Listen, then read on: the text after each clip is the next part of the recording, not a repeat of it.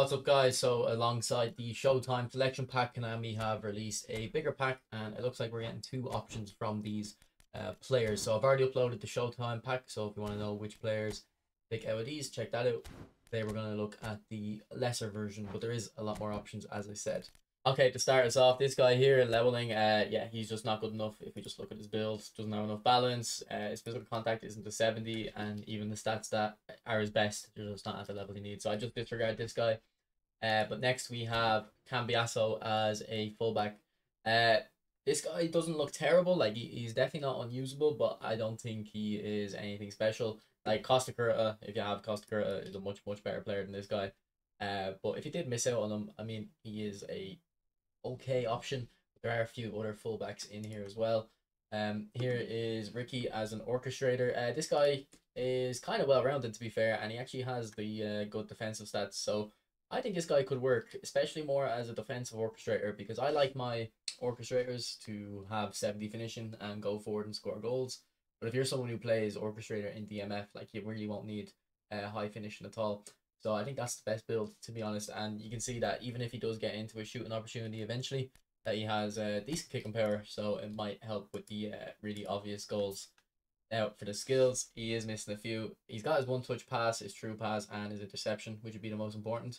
You'd probably want to get a track back on him. Fighting spirit, gamesmanship, double touch, Marseille turn, cup behind turn, long range shooting, first time shot. Like there's a lot he needs. So ultimately, I'd say give him a skip just because it's going to require too much of an investment to get him where you need to be.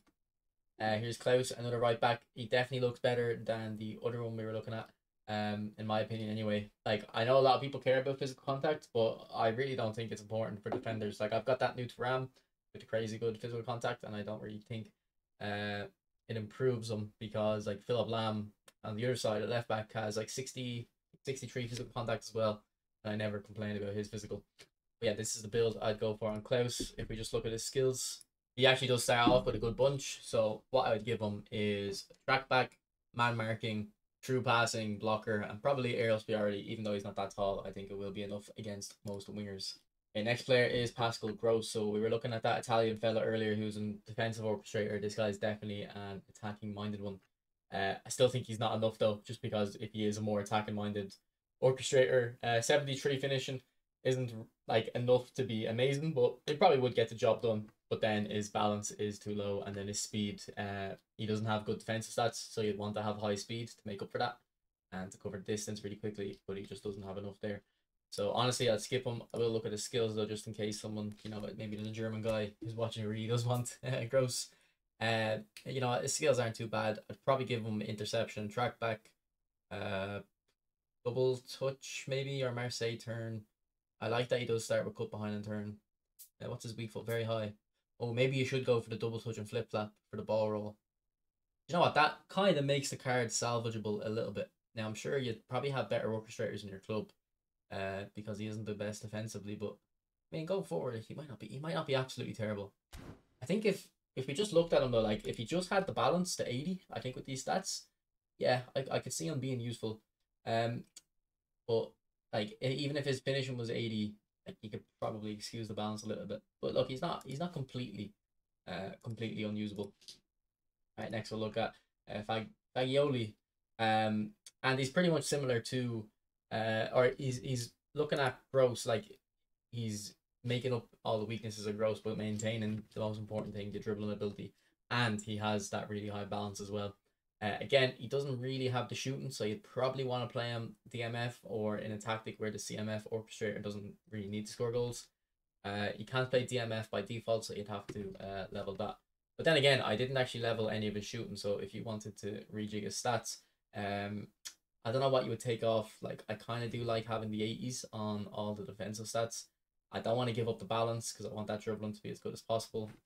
Although maybe you could take off a little bit of dribbling. You'll lose that tight possession. 90. You get 3 points back. I see. I wouldn't bother leveling up the finishing unless you can get to 70. Same with the physical contact. Like if we get that 70 physical contact, I wouldn't mind, but we can't really take that off. Then we'd have to take off a speed. We'd lose out on kick and power and speed. Yeah, I don't know. This maybe the passing, like passing just isn't the greatest in this game, and he starts off at a decent amount. So maybe if we go 85 passing, and then you can choose between take off another point somewhere. Yeah, actually, no, I just don't think this works. In terms of getting him in the team, really, because he's just missing a little bit extra that you need. I mean, actually, there will be people. Surely there's a manager that gives a +1 on finishing. I don't know if you'd want to build your team around this guy. No, we can go without the aerial strength because I think I use orchestrators without 70 physical contact, and it's fine. So maybe take off a pass and go into 70 finishing, or we just don't even level the finishing. Sorry, we're kind of going in circles here a little bit. 80 speed, and then we still miss out on the 70, but take off 1 speed, maybe get to 70. Like I actually changed my Perlo build lately to get more physical, and it did help a little bit, but I don't think it's a necessary change. Like I'm probably gonna go back lower physical contact and get the shooting up. But look, this guy isn't terrible actually, and if we just look at his skills real quick, where is he on the list? There he is. He actually has a couple decent ones. Like he does start off with your double touch, one touch pass and true pass. You definitely will need interception. You need track back. Cut behind and turns great for orchestrators. Probably a fighting spirit. And then I'm thinking first time shot if you want to have him involved in the attacks. And then maybe low lofted passing to just improve his overall passing game. Next we'll look at Kone. I actually think this guy could be a bit of a good player because he's 185 centimeters tall, so he has some height about him. Maybe you don't need to level his dribbling that much because you might just use him because of the height as more of a defensive minded box to box. But if you want to be as well rounded and going forward, I'd go for this. If we just level his dribbling down to like that level, maybe that means we can get the defensive stats to 80 there. It's gonna be too hard to get to the engagement high as well. Take off a. We go up for the lower body, get the 90 kick and power, or do we go lower to get more stats elsewhere, like 80 physical contact? And then that gets closer, and then you do have a few points left over. Like this, maybe actually that means you can get 70 curl. Yeah, that's probably the build I would go for. Now, it all depends on how many skills he has, though, like if he's worth going for. So he has double touch, long range shooting, weighted pass, low lofted track back gamesmanship. Okay, so he does need interception. He needs one touch pass. And he got medium weak foot accuracy. So yeah, I think that's kind of a bit of a deal breaker. I think like a strong weak foot is very important for passing. Like you'd probably want to find spirit, cut behind and turn, get one touch through passing. That's 4 skills right there. And the last skill, like what would you put? Aerial superiority, maybe lean into his height, or first time shot if he does get forward. Ultimately, I think the skills here are just letting them down, and I think a lot of these cards are a bit of a letdown, to be honest. Like I don't know why Konami are releasing cards like this at this stage, but all the players up to the left of this guy actually are a little bit decent. So I have them in this order for a reason. Retigui, look, I think he probably will be a good finisher, but you need more than a finisher in the current gameplay with how strong AI defending is. It's not enough to just be a good finisher. You need to be able to create chances as well yourself. And then if we look at his skills, he probably needs cut behind and turn, fighting spirit, long range curler. So long range curler actually helps finesse shots inside the box, in case you're unaware. About a 10% boost. He has a high weak foot and occasional usage. I think that might mean you want to go for outside curler as well. Like usually my hesitancy to use outside curler is either if they have very high weak foot accuracy, I don't think it's needed. I think the skill slot would be best used elsewhere, but also if knock on finesse. But because he's a fox in the box, he doesn't have crazy stats for the knock on finesse anyway. You're probably better off going for outside curler, and you could probably do a true passing as well. He's 186 centimeters. He has heading. Aerial superiority might not be bad. But yeah, realistically, you shouldn't even be picking him anyway. It should be one of the remaining players. Actually, no, there's one more player that's not good, and it is this Bauman. So Bauman's just not got the stats.